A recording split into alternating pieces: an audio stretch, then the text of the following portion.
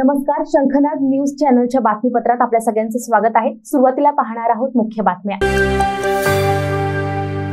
देवता live foundation ही सामाजिक संस्था कॅन्सरग्रस्त मुलांच्या उत्थानासाठी अनेक वर्षापासून कार्य करीत आहे।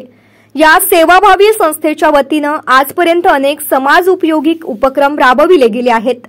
या संस्थेद्वारे राबविलेल्या राज्यव्यापी रक्तदान शिबिरापासून तर कॅन्सरग्रस्त मुलांच्या दत्तक योजनेपर्यंत अशा विविध उपक्रमांना आजपर्यंत सर्वांनी भरभरून सहकार्य केलं।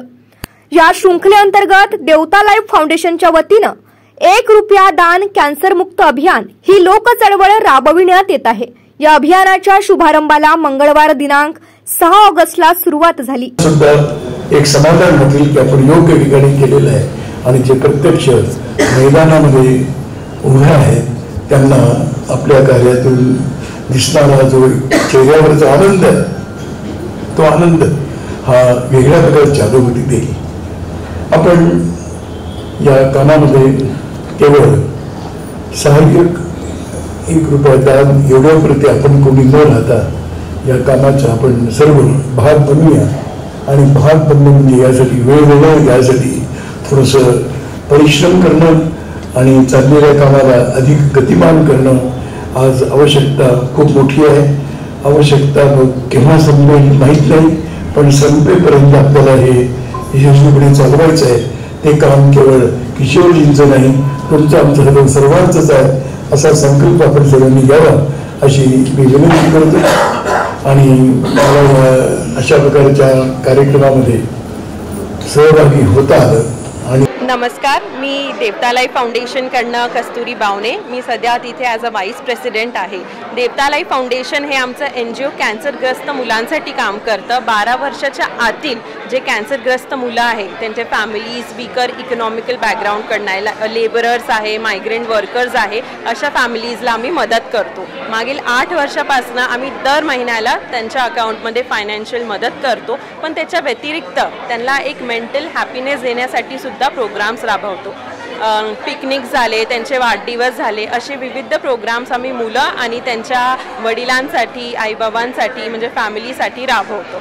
आणि आज आम्ही ते 1 रुपये दान कॅन्सरमुक्त अभियान हे आमचं कॅम्पेन सुरू केलं आहे। याच्या अंतर्गत आमचं पूर्ण नागपूरकरांना हीच अपील आहे की तुम्ही तुमचा 1 रुपया देऊन आमच्या NGOशी जुडा आणि या कॅन्सरग्रस्त मुलांसाठी एक डे केअर सेंटर उभारण्यामध्ये तुमचा सहभाग द्या। काही तारीख चुकत नाही देत का?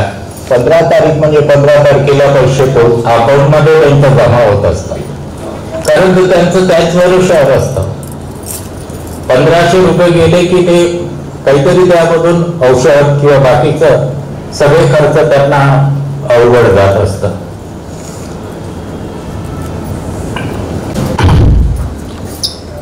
माननीय भैयाजी जोशी, श्री किशोरजी बावणे, माननीय अशोकजी पत्की आणि इथे उपस्थित सर्व नागपुरातले प्रतिष्ठित राष्ट्रीय स्वयंसेवक संघाचे केंद्रीय कार्यकारिणी सदस्य माननीय श्री भैयाजी जोशी, देवता लाईव्ह फाउंडेशनचे अध्यक्ष माननीय श्री किशोरजी बावणे।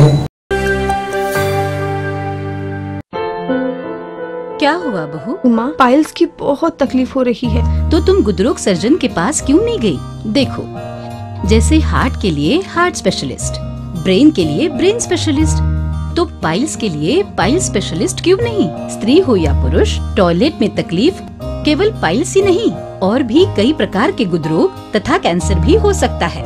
इसीलिए इसकी प्रत्यक्ष जांच जरूरी है।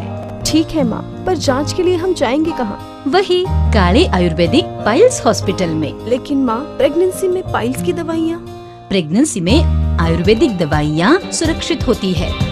जनहित में जारी काले आयुर्वेदिक पाइल्स हॉस्पिटल, औषधि चिकित्सा तथा सर्जरी ट्रीटमेंट उपलब्ध। हमारा पता उमरेड रोड, दिघौरी बस स्टॉप के पास, नागपुर। अधिक जानकारी के लिए वेबसाइट पर जाएं kalepileshhospital.com।